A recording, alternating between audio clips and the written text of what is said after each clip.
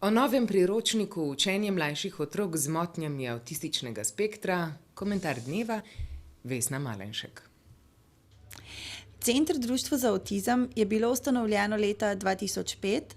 Osnovni namen in cilj ustanovitve je bil že od vsega začetka približati problematiko avtizma v okolju, izobraževati starše in strokovnjake, predvsem pa naučiti in pripraviti otroke in odrasle osebe z motnjami avtističnega spektra, da bodo nekoč živeli čim bolj neodvisno, samostojno, predvsem pa srečno življenje.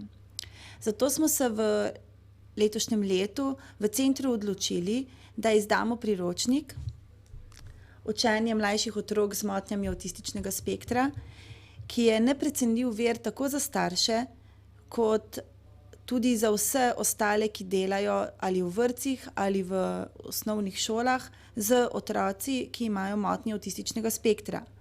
Vsebina vključuje ključne informacije in številne koristne strategije, ki bodo pomagale tistim z malo znanja o avtizmu, pa tudi izkušenim staršem in učiteljem.